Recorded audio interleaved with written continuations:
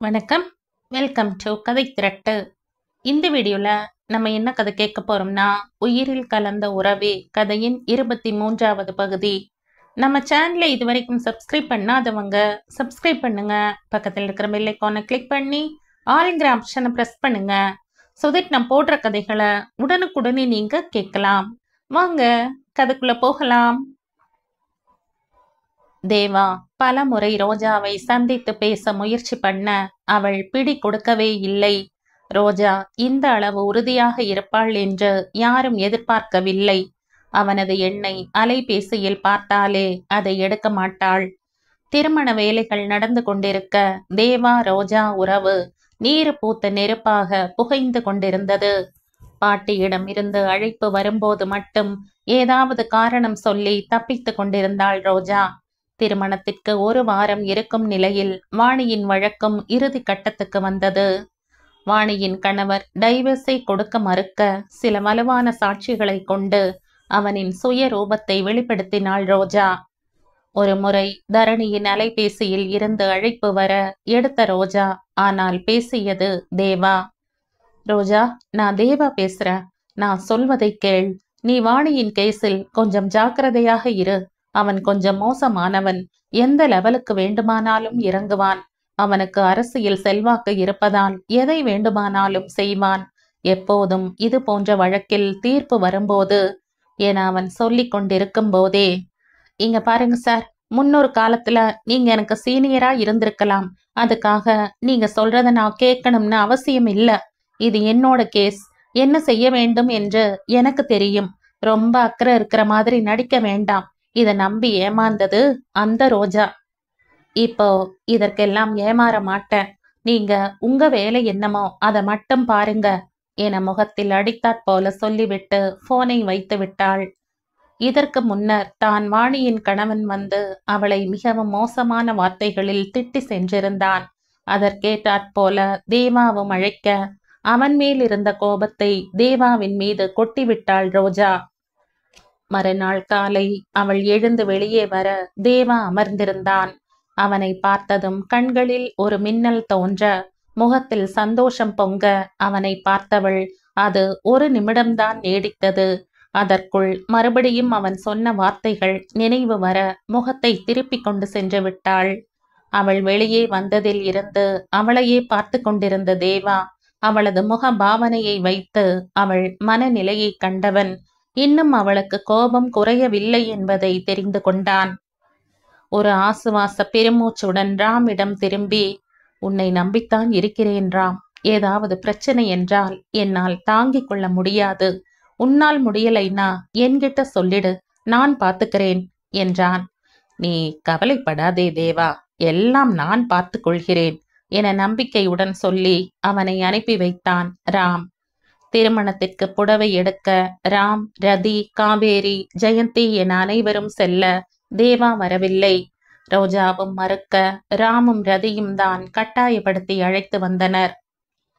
விருப்பம் இல்லாமல் வந்தாலும் பட்டு புடவையை பார்த்தவுடன் பெண்களின் மனம் மாறிவிடுவது இயல்புதானே.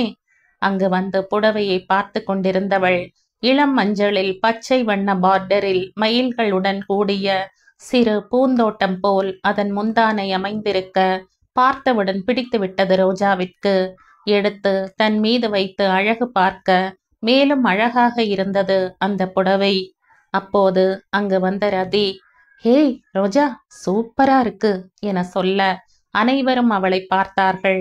அவள் நிறத்திற்கு அந்த புடவை அழகாக இருக்க காவேரியோ, ரோஜா குட்டி, இந்த புடவை கட்டி நீ தேவாவோட நிற்கும் போது எவ்வளோ அழகா இருக்கும் தெரியுமா என்றவர், இதை எடுத்துக்கோ என சொல்ல ராமும் ரதியும், ஆமா ரோஜா, இதுல அண்ணன் உன்னை பார்த்தா அப்படியே உருகிடுவார் என அவர்களும் கிண்டல் பண்ண தேவாவின் பெயரை கேட்டதும் வேகமாக அதை தூக்கி போட்டவள், எனக்கு இந்த புடவை வேண்டாம் என சொல்லிவிட்டு அரக்கு கலரில் ஒரு புடவையை எடுத்தவள் பிரித்தே பார்க்காமல் பில்லிற்கு அனுப்பினாள். ரோஜா, நீ செய்வது ரொம்ப தப்பு என அவள் அருகில் வந்து சொன்ன ராம், முதலில் எடுத்த புடவைக்கே நான் பில் போடுகிறேன் என்றான். ரோஜாவோ, நீ எதற்கு வேண்டுமானாலும் பில்லை போடு, ஆனால் நான் கட்டமாட்டேன் என கோபமாக சொன்னவள், அதற்குத்தான் நான் வரலைன்னு சொன்னேன், கேட்டீங்களா என சொல்ல, அதற்கு பிறகு யாரும் அங்கு பேசவில்லை. ரோஜா எடுத்த அரக்கு கலர் புடவைக்கே பணம் கொடுத்தான் ராம். மறுநாள் காலை வாணியின் கேஸில் தீர்ப்பு.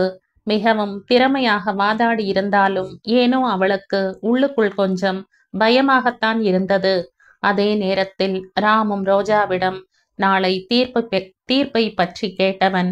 அவள் தனியாக செல்ல வேண்டாம், தானும் உடன் வருவதாக சொல்லியிருந்தான். மேலும் நீதிமன்றத்தில் எந்த அலைபேசி அழைப்பு வந்தாலும் என்னை கேட்காமல் நீ பேசாதே என்று சொல்லியிருந்தான். ரோஜாவோ சிரித்து கொண்டே, என்ன மாம்ஸ் இது, ஒரு குற்றவாளிக்கு சொல்றது எல்லாம் எனக்கு சொல்றீங்க?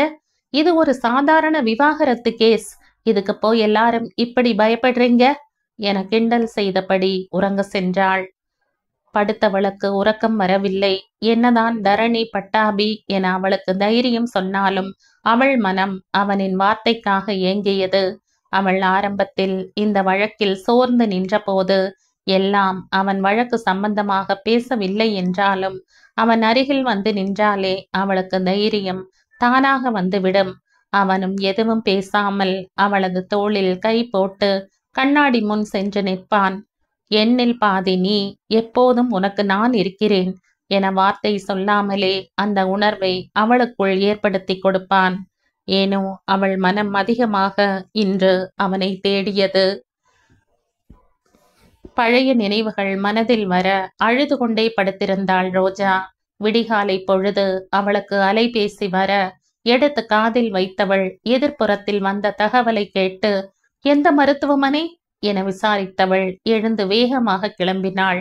கீழே வந்தவள் காவேரியை பார்த்ததும், அத்தை, ராம் எங்கே என கேட்க, அவன் ஜிம்முக்கு போயிருக்கா என்றதும், சரி அத்தை, ஒரு அவசர வேலை, மருத்துவமனைக்கு போயிட்டு வந்துடுறேன் என சொல்லிவிட்டு வேகமாக சென்றாள்.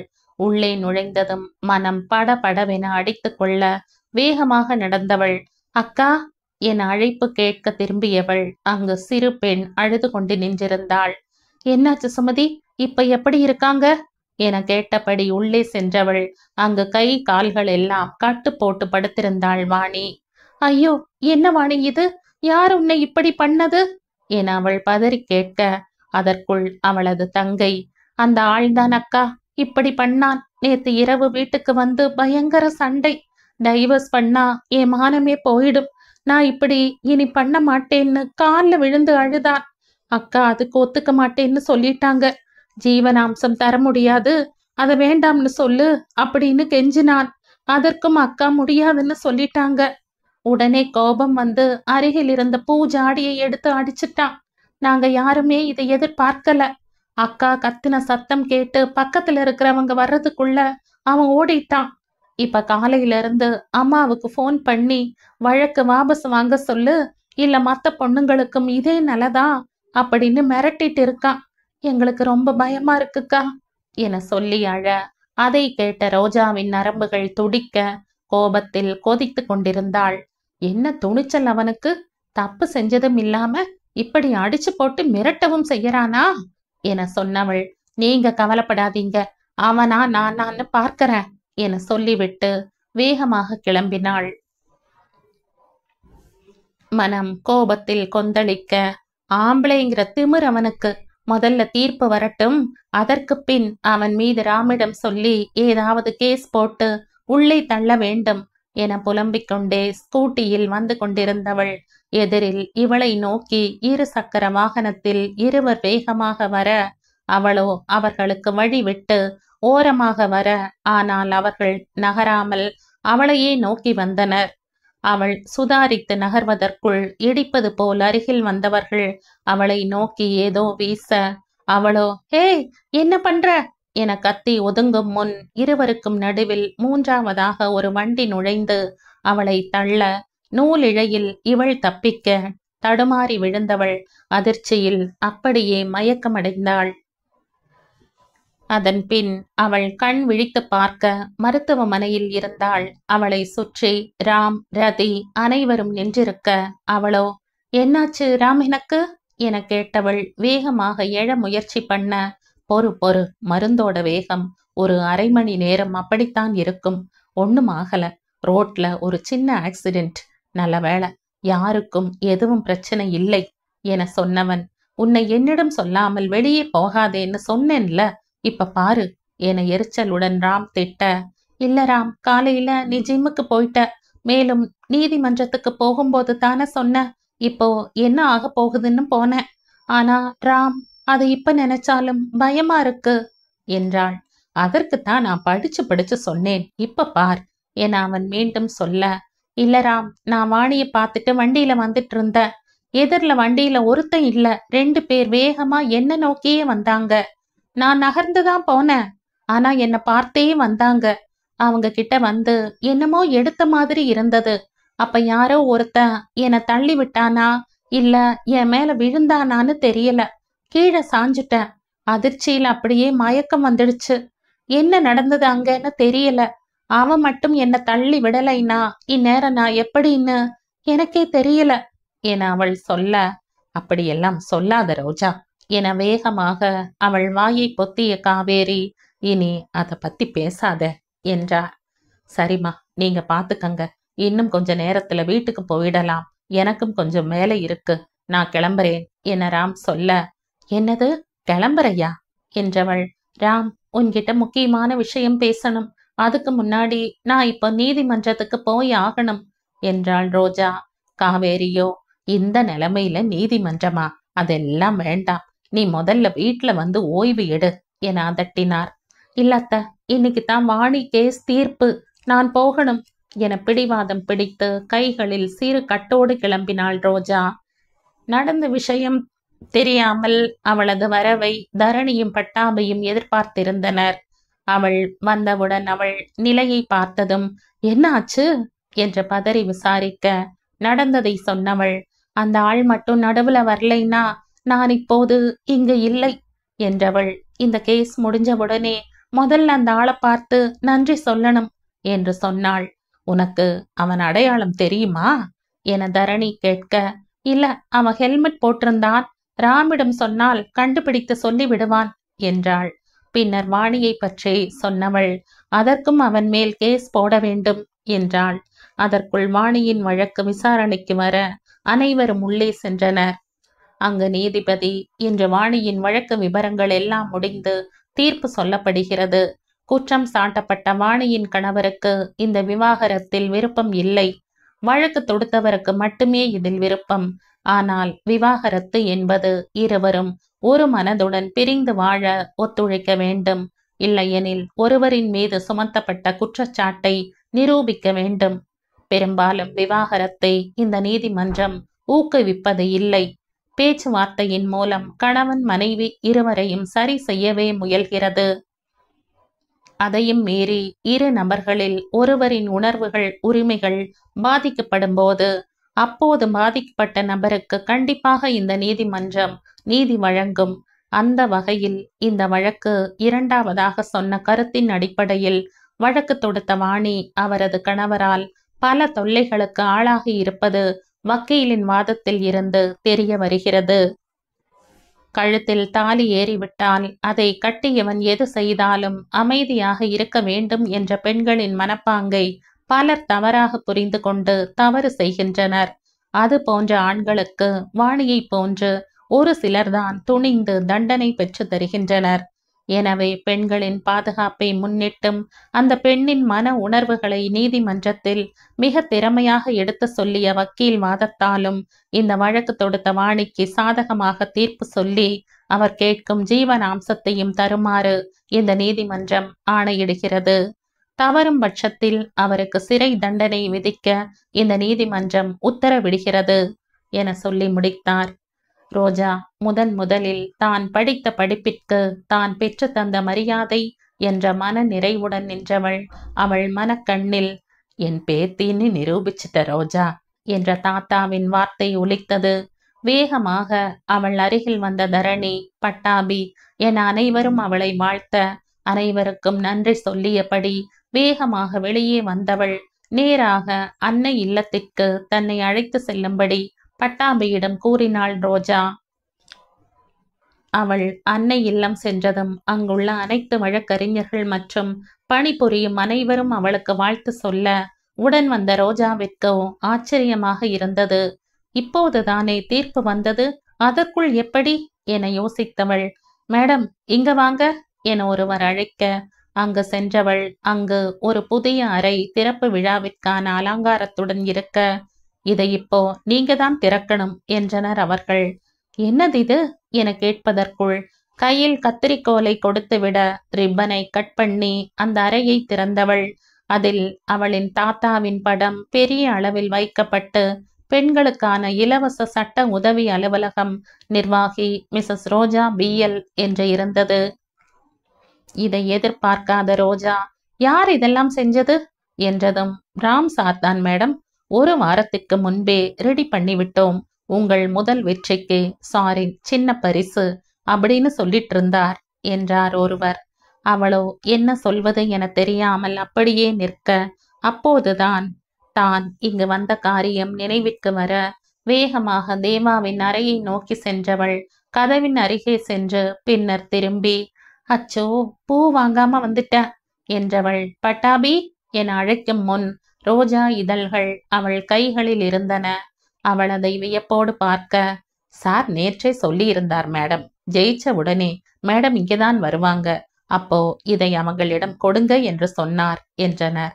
அவளும் எதுவும் பேசாமல் அதை வாங்கியவள் நேராக தேவாவின் தாய் தந்தையரின் படத்தின் முன் வைத்து விழுந்து வணங்கினாள்.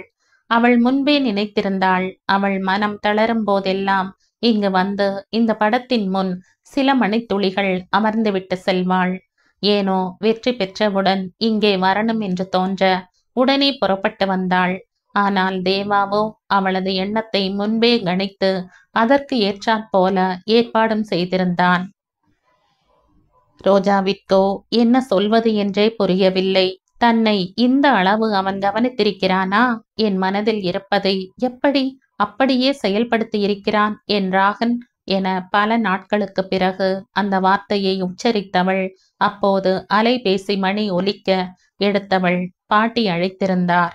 காதில் வைத்ததும், வாழ்த்துக்கள் ரோஜா என்றவர். என் மனம் ரொம்ப சந்தோஷமா இருக்கு.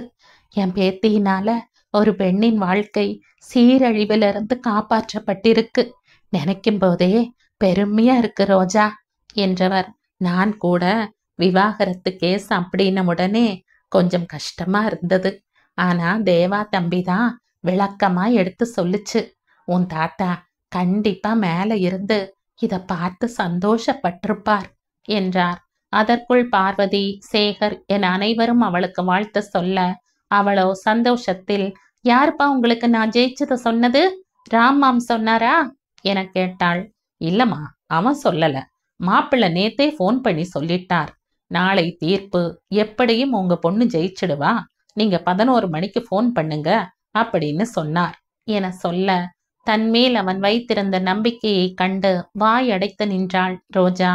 இங்கு பலரும் அவனை பற்றி சொல்ல, ஆனால் இந்த நிகழ்வுக்கு காரணமானவன் அங்கு இல்லை. பார்வைகளை சுழல விட்டவள், எங்க உங்க சாரை காணோம் என கேட்டாள். தெரியல மேடம், நாங்களும் காலையில இருந்து போன்ல பிடிக்க முயற்சி பண்றோம், அலைபேசி அணைக்கப்பட்டுள்ளது அப்படின்னே வருது என்றனர். அதற்குள் அவளுக்கு அலைபேசி அழைப்பு வர பேசிக்கொண்டே நேரம் போனதே தெரியவில்லை. அதன் பின்னர் அங்கிருந்து கிளம்பியவள் வீட்டிற்கு வர அங்கு ரதி, ராம், காவேரி, ஜெயந்தி என அனைவரும் காத்திருந்தனர்.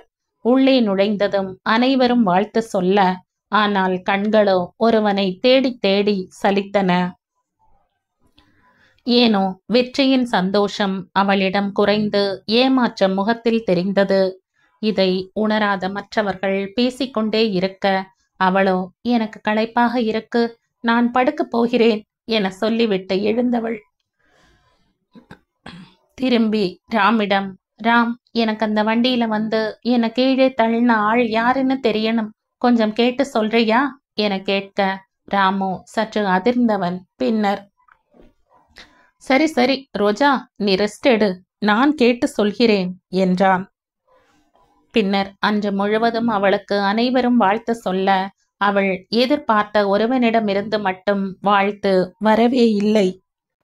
மனம் அதையே நினைத்து கொண்டிருக்க, பெரிய இவன் ஜெயிக்கிறதுக்கு முன்னாடி கூப்பிட்டு பேசினா, ஆனா இப்போ ஆளையே காணோம் என திட்டியவள். ஏனோ அவள் மனம் கொஞ்சம் கலக்கமாகவே இருந்தது. மாலை வரை பார்த்தவள். பின்னர் தரணி பட்டாபியிடம் போன் செய்து சாதாரணமாக பேசுவது போல பேசி, உங்க பாஸ் என்ன செய்யறார் என கிண்டலாக கேட்க, அவர் காலையிலிருந்து வரவே இல்லை, போன் செய்தாலும் எடுக்கவில்லை என்று சொன்னார்கள். ரோஜாவிற்கு நன்கு தெரியும், தேவா எப்போதும் அலைபேசியை அணைத்து வைத்திருக்க மாட்டான். இரவு நேரமாக இருந்தாலும் தன் அருகில் தான் அலைபேசி வைத்திருப்பான். மேலும் அவள் ஜெயித்து விடுவாள் என முன்பே எல்லாம் திட்டமிட்டு செய்திருந்தவன் இப்போது எங்கு சென்றான் என குழம்பிப் போனாள். இரவு முழுவதும் அவன் நினைவிலேயே இருந்தவள். காலை எழுந்ததும் கிளம்பி கீழே வர அங்கு காவேரி திட்டிக் கொண்டிருந்தார். இது எனக்கு சரியா படல ராம், அவ்வளவுதான் சொல்லிட்டேன். நான் ஒருத்தியாகவே எத்தனை வேலைகளை பார்க்கிறது என சொல்லிக் கொண்டிருக்க, என்னத்த காலையிலேயே மாம்ஸ் கிட்ட சண்டை போட்டுக்கிட்டு இருக்கீங்க என கேட்டாள். நீயே கேள் ரோஜா, இரவு முழுவதும் இவன் வரவே இல்லை. கேட்டா கொஞ்சம் வேலை இருந்ததுன்னு சொல்றான். கல்யாணத்துக்கு இன்னும் 4 நாள் தான் இருக்கு. இவன் இப்படி இருந்தா எப்படி என கேட்டார். ஏன் மாம்ஸ் இப்படி பண்றீங்க? இன்னைக்கு உங்களுக்கு தீபாவளி நாள். தீபாவளிதான் என சிரித்து கொண்டே சொன்னவள், நான் கொஞ்சம் வெளியே போயிட்டு வந்துடுறேன் என சொல்லிவிட்டு கிளம்ப, எங்க ரோஜா என ராம் கேட்டதும் அவள் திரும்பி பார்த்தவள். அது வந்து வந்து என தடுமாற, ஏனெனில் அவள் கிளம்பியது தேவா வீட்டிற்கு. ஏனோ அவள் மனம் இருப்பு கொள்ளாமல் தவிக்க, நேரிலே சென்று திட்டிவிட்டு வந்து விடலாம் என எண்ணி கிளம்பினாள். ராம் கேட்டதும் என்ன சொல்வது என தெரியாமல் அவள் திணற, அதற்குள் காவேரி, ரோஜா அப்படியே அந்த டெய்லர் கடையில பிளவுஸ் தைக்க கொடுத்திருந்தேன், வாங்கிட்டு வந்துடு என உள்ளே இருந்து குரல் கொடுக்க, உடனே அவள், டெய்லர் கடைக்குத்தான் போறேன் மாம்ஸ் என சொல்லிவிட்டு வேகமாக வெளியே வந்தாள். தேவாவின் வீட்டிற்கு வந்தவள் உள்ளே செல்லும் முன் அவள் மனம், இப்போது மட்டும் எதற்கு தேடி செல்கிறாய்? அவன் நாடி வந்த போதெல்லாம் வார்த்தையால் அவனை குத்தி குதறி எறிந்தாய். இப்போது நீயாக சென்றால் அவன் செய்த தவறு சரி என்று ஆகிவிடாதா? அதனால் நன்றாக யோசித்து உள்ளே போ ரோஜா என அவளை எச்சரிக்கை செய்தது. ஏனோ அவனை பார்க்க வேண்டும் என எண்ணம் மட்டும் அவளுக்கு இருக்க, மனதை அடக்கிவிட்டு வீட்டிற்குள் நுழைந்தாள். அப்போது வேலைக்கார பெண் மட்டும் இருக்க, அவளை பார்த்ததும், மா வாங்க வாங்க என சந்தோஷத்துடன் சொன்னவர், நீங்க இல்லாம பாவம் எல்லாரும் ரொம்ப கவலைப்பட்டுட்டு இருந்தாங்க. சார் சரியா சாப்பிடுறதே இல்ல, எப்ப பார்த்தாலும் உங்களை பற்றியே பேசிட்டு இருப்பாங்க என சொல்ல, அவளோ ஏதும் சொல்லாமல் வீட்டையே சுற்றி பார்த்து கொண்டிருந்தாள். என்னம்மா அப்படி பாக்குறீங்க? நீங்க போகும்போது வீடு எப்படி இருந்துச்சோ அப்படித்தான் இந்த 15 நாளா இருக்கு. எதையும் மாத்தக்கூடாதுன்னு சார் சொல்லிட்டார். மெத்தை விரிப்பு கூட மாத்தலை என அவள் பாட்டிற்கு சொல்லிக் கொண்டிருந்தாள். வீட்ல யாரும் இல்லையா என அவள் கேட்க, அம்மா மார்க்கெட் போயிருக்காங்க, ரதி மேடம் வெளியே போயிருக்காங்க. சார் நேத்து காலையில போனவர் இன்னும் வரல, எங்க போனார்னே தெரியல, அம்மா கூட புலம்பிக்கிட்டே இருக்காங்க என சொன்னாள். வீட்டிலும் அவன் இல்லை என்றதும் அவள் மனம் பதற, உடனே ரதிக்கு போன் அடித்தாள். போனை எடுத்தவள், அவசர வேலை, பிறகு அழைக்கிறேன் என சொல்லிவிட்டு போனை கட் செய்தாள். பின்னர் வீட்டிற்கு வந்தவள் அப்போது, இங்க பாரு ரதி, நீ சொல்றது எனக்கும் புரியுது. அவன்தான் யாரிடமும் சொல்ல வேண்டாம்னு சொல்றான். என்னை என்ன பண்ண சொல்ற? இங்க அம்மாவும் என்னை காலையில இருந்து கேள்வியா கேட்டுட்டு இருக்காங்க. நான் சமாளிச்சுக்கிட்டு தான் இருக்கேன். ஆனா ரோஜா இத கேட்டா தாங்க மாட்டா ரதி. அவ தேவா மேல ரொம்ப பாசம் வச்சிருக்கா. இந்த அதிர்ச்சியை அவளால தாங்கவே முடியாது. உனக்கு தெரியுமா, நேத்து நானும் நீயும் மட்டும் நடிக்கல, ரோஜாவும் தான் நம்ம கிட்ட நடிச்சிட்டு இருந்தா. அவ கண்ணு வந்ததுல இருந்து அலப்பாஞ்சுகிட்டு இருந்ததை நீ பாத்தியா? அவ தேவாவை தேடித்தான் போயிருக்கான்னு நான் நினைக்கிறேன். அதனால புரிஞ்சுக்கோ ரதி, இன்னும் கல்யாணத்துக்கு 3 நாள் இருக்கு, அதுக்குள்ள எல்லாம் சரி பண்ணிடலாம் என சொல்லிக்கொண்டே திரும்பியவன் அங்கு ரோஜா அவனை பார்த்து கொண்டே நின்று கொண்டிருந்தாள். உன்னை நான் பிறகு பேசுகிறேன் என சொல்லிவிட்டு போனை வைத்தவன், வா ரோஜா, என்ன பிளவுஸ் வாங்கிட்டு வந்துட்டியா என கேட்க, அவளோ அதற்கு பதில் சொல்லாமல், ராம் வா போகலாம் என சொல்லியபடி அவள் திரும்பி வெளியே நடக்க, எங்க ரோஜா என அவன் கேட்டதும் திரும்பி அவனை முறைத்தவள், தேவா எங்க இருக்காரோ அங்க என அவள் சொல்ல, தேவா எங்கேன்னு எனக்கு எப்படி என சொல்லி முடிக்கும் முன்னே, செத்துடுவேன்றா, இப்ப நான் தேவாவை பார்க்கல, அப்புறம் நீங்க யாருமே என்ன பார்க்க முடியாது என அவள் ஒவ்வொரு வார்த்தைக்கும் அழுத்தம் கொடுத்து சொல்ல, ராமு ஏதும் சொல்லாமல் தேவாவிடம் அழைத்து சென்றான். மருத்துவமனையின் வாசலில் வண்டி நிற்க ரோஜாவின் மனமோ நின்று துடித்தது. பதற்றமும் பயமும் முகத்தில் நிறைந்திருக்க திரும்பி ராமை பார்க்க அவனோ எதுவும் பேசாமல் வண்டியில் இருந்து இறங்கினான்.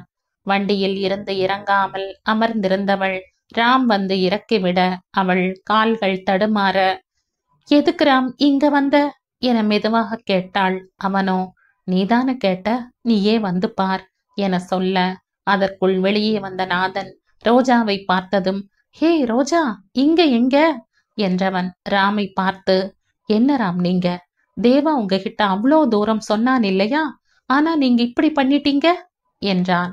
அவர்கள் பேசியதை வைத்து அவளுக்கு எதுவும் புரியவில்லை. இப்போ தேவாவிற்கு என்ன நடந்ததுன்னு சொல்றீங்களா இல்லையா என அவள் திடீரென்று கத்த, நீயே நேர்ல வந்து பாரு என அழைத்து சென்றனர். அங்கு 2 கைகளிலும் கட்டு, தலையில் கட்டுடன் தேவா படுத்திருந்தான். அவனை அந்த நிலையில் பார்த்தவள், அத்தான் என அவன் அருகில் செல்ல, அச்சோ என்னாச்சு அத்தான், யார் என்ன பண்ணா இவரை என அவள் காதறி போய் கேட்டுக்கொண்டே அவன் உடல் எங்கும் கைகளால் தடவி கொண்டே இருந்தாள். அத்தான், ரோஜா வந்திருக்கேன், அத்தான் பாருங்க, உங்க ரோஜா வந்திருக்கேன், ஏன் பேச மாட்டேங்கிறீங்க அத்தான் என அவள் புலம்ப, அப்போது அங்கு வந்த ரதி ரோஜாவை பார்த்ததும் அதிர்ந்து ராமை பார்க்க, அவனோ, நாம் போனில் பேசினது எல்லாம் ரோஜா கேட்டுவிட்டாள் என்றான். ரோஜாவில் அருகில் சென்றவள் அவள் தோளில் கை வைக்க திரும்பி பார்த்த ரோஜா, என்னாச்சு ரதி அத்தானுக்கு, யாருமே என்கிட்ட சொல்லல, என்ன நடந்தது, ஏன் அத்தான் பேச மாட்டேங்கிறாங்க கேள்வி மேல் கேள்வி கேட்க, ரோஜா அழாதே, இப்போதான் ஒரு சின்ன ஆபரேஷன் நடந்து முடிந்தது, அண்ணா மயக்கத்துல இருக்காங்க அதான் என்றாள். என்னது ஆபரேஷனா என அதிர்ந்தவள், என்ன ஆபரேஷன், இவருக்கு என்ன ஆச்சு என கேட்டவள் ராமிடம் திரும்பி, இப்போ நீ சொல்ல போறியா இல்லையா ராம் என அவனை கோபமாக கேட்டாள். நாதன், சொல்லிடுறாம், பாவம் இனியும் ரோஜா தாங்க மாட்டாங்க என சொல்ல, அன்னைக்கு உனக்கு ஆக்சிடென்ட் நடந்தது இல்லையா, அப்ப குறுக்கே ஹெல்மெட் போட்டுட்டு ஒரு ஆள் உன் மேல வந்து விழுந்தான்ல, அது யார் தெரியுமா, அது நம்ம தேவாதான். வாணியோட கேஸ்ல கொஞ்சம் கவனமா இருக்க சொல்லி தேவாவிற்கு ஏதோ நியூஸ் வந்திருக்கு, அதான் உனக்கு போன் பண்ணி அவன் எச்சரிக்கை பண்ணான். ஆனா நீ அவனை திட்டிட்டு அதை பெருசா எடுத்துக்கல, அதனால அன்னைக்கு என்கிட்ட அதை பத்தி பேசத்தான் வந்திருந்தான், உன் கூடவே நான் இருக்கணும்னு சொல்லி இருந்தான், அதான் நான் என்ன கேட்காம நீ வெளியே போகாதேன்னு சொல்லி இருந்த, ஆனா நீ கிளம்பி போயிட்ட. அவன் ஜாக்கிங் வரும்போது நீ தனியா வண்டியில டென்ஷனா வர்றத பார்த்திருக்கான், உடனே நாதன் கிட்ட வண்டியை வாங்கிட்டு உன் பின்னாடியே வந்திருக்கான். அப்பதான் அந்த 2 பேர் உன்னை கட்டையால் அடிக்க வந்திருக்காங்க. அவங்க வாணி கணவன் அனுப்பின கூலிப்படை ஆளுக. இந்த மாதிரி தாக்குதலை தேவாவும் எதிர்பார்க்கல. நீதிமன்ற தீர்ப்பிற்கு பிறகு ஏதாவது பிரச்சனை பண்ணுவான்னு நினைச்சான். அவனுக்கு உன்கிட்ட வந்ததுக்கு அப்புறம்தான் அவனுக்கு புரிஞ்சது உன்னை தாக்க வராங்கன்னு.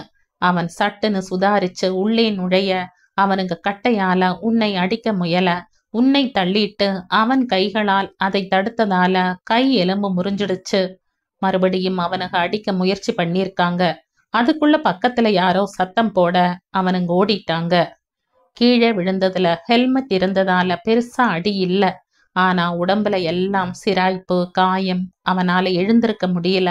அந்த நிலையிலும் அவன் எனக்கு போன் பண்ணி வர சொல்லி உன் ஆஸ்பத்திரிக்கு முதல்ல கூட்டிட்டு போக சொன்னான். அப்புறம்தான் அவனை கூட்டிட்டு வந்தோம். நீ கண் முழிச்சிட்ட, உனக்கு ஒண்ணும் இல்ல, நல்லா இருக்க அப்படின்னு தெரிஞ்ச பின்புதான் அவன் ட்ரீட்மெண்ட்டுக்கு சம்மதிச்சான். அவன்தான் இத உன்கிட்ட சொல்ல வேண்டாம், அவளோட முதல் வழக்கு முதல் வெற்றி, அதை சந்தோஷமா அவன் அனுபவிக்கணும்னு சொல்லி எங்களை சொல்ல விடாம பண்ணிட்டான் என சொல்ல, இதெல்லாம் கேட்க கேட்க ரோஜாவிற்கு தலை சுற்றி போனது. அப்படியே சிறிது நேரம் அமர்ந்திருந்தவள் எதுவும் பேசவில்லை. மற்றவர்களும் அவளை தொந்தரவு செய்யவில்லை. அனைவரும் வெளியே சென்று விட்டனர். அறையில் அவளும் தேவாவும் மட்டுமே இருந்தனர். அவன் கைகளை எடுத்து தனது நெஞ்சில் வைத்து கொண்டவள் கண்களில் இருந்து கண்ணீர் வந்து கொண்டிருக்க அவன் முகத்தையே பார்த்து கொண்டிருந்தாள் ரோஜா.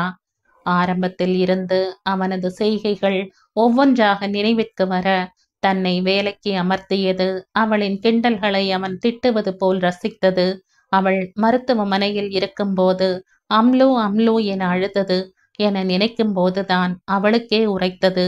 அவள் அரை மயக்கத்தில் இருந்தாலும் அவன் பேசுவது அவளுக்கு கேட்டுக்கொண்டுதான் இருந்தது. திருமணத்திற்கு பிறகு அவள் அவனிடம், நீங்கள் எதற்கு என்னை அம்லுன்னு சொல்றீங்க அத்தான் என கேட்டபோது, நீ எப்போ என் மனசுக்குள்ள வந்தியோ அப்பவே உனக்கு ஒரு செல்ல பேர் வச்சு உன்னை கொஞ்சுவேன் ரோஜா, அந்த பேர்தான் அம்முலு.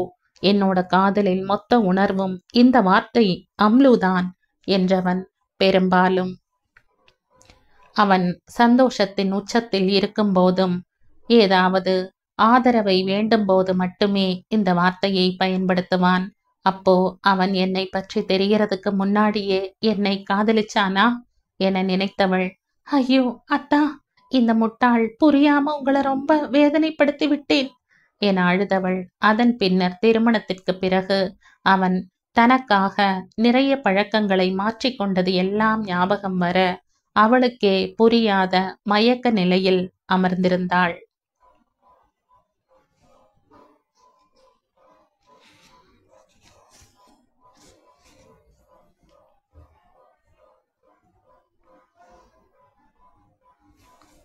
இந்த கதையின் தொடர்ச்சியை அடுத்த பதிவில் கேட்கலாம். நன்றி.